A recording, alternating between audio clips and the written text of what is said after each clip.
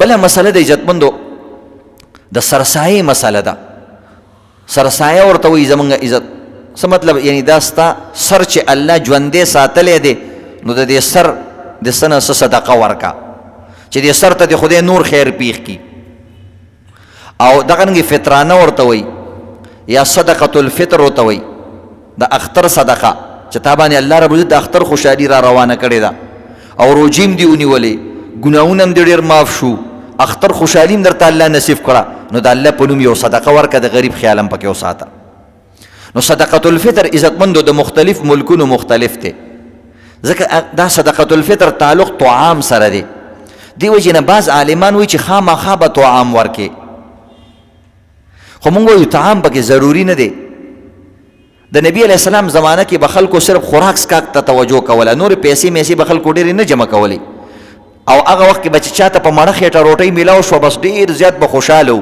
نو دې وجې نه هغه وخت کې به خلکو طعامونه ورکول.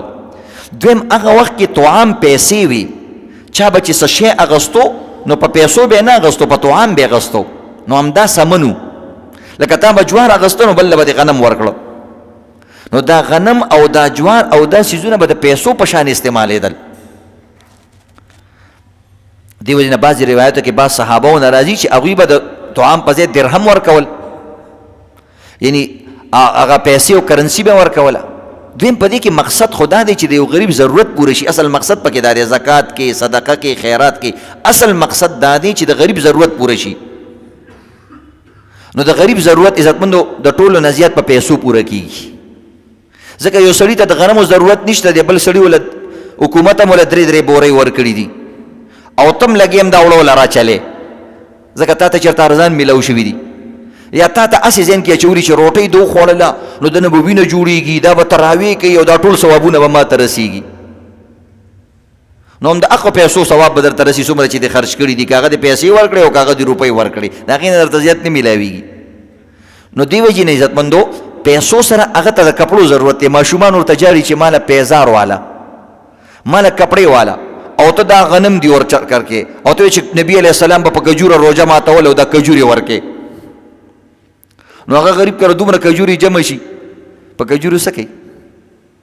هغه ته خو کپړې پکار دي.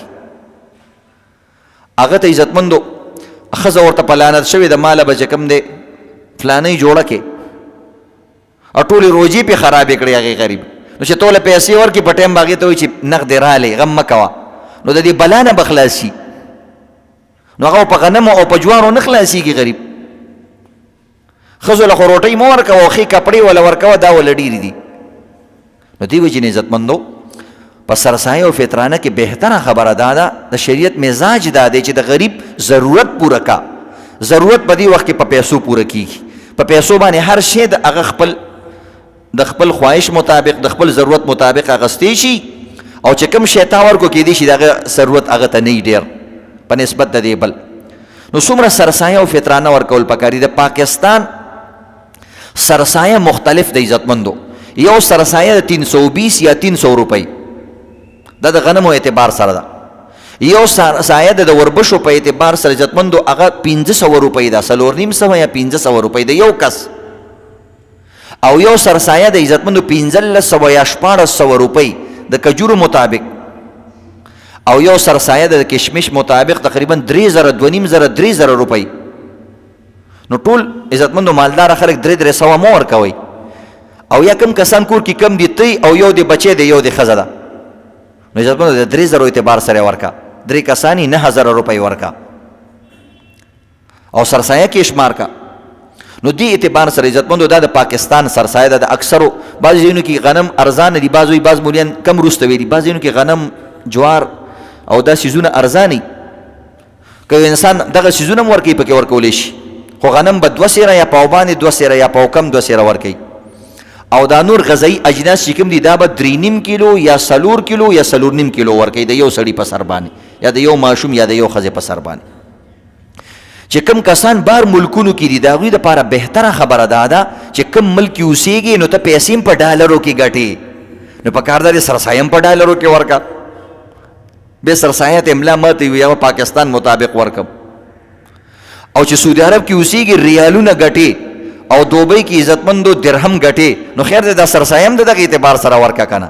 ستا سر خو مقه ځای کې دی که نه، نو کوم ځای کې چې د سر دی نو هغه ځای کې د سایه ده، نو هغه ځای کې د فطران هم ده، نو سرسایه هم ده. آسان انداز کې موږ تاسو ته وایي. نور گنجائش ته عزتمندو که انسان پاکستان مطابق ورکوي شوم پړق دی او څه کوي ورسره نو موږ مولیان یې بیا خامخا دوزخ ته نه لیږو. خو دا دی چې جنت کې مرتبې شته، د وړې سرسایې خپله جنت دی او د غټې سرسایې خپل جنت دی. چې کوم سړي صدقه ډېره ورکړي هغه ته به اعلی جنت میلاویږي که نه، او چې چا کمه ورکړي کمې جنت کې پورشنې دي. نو د دې وجې نه عزتمندو چې د غریب خیال ساتي نو تاله به الله رب العزت اعلی جنت درکوي. وی ما هم د غریبانانو خیال ساتو، تا هم ساتو، نو ما ته نږدې شه لږ اعلی پورشن ته راشه. او چې خیال دې نه ساتو درته وي ته زمونږ د غریبانانو لرې وې، نو داسې دی لکه زمونږ نه چې لرې وې، نو زه بس هغه ګوټ کې کښېنه هغه جنت کې. دا ساده خبرې دي، ساده خبرې دي عزتمندو. اعلی چې ډېر عمل کې اعلی جنت.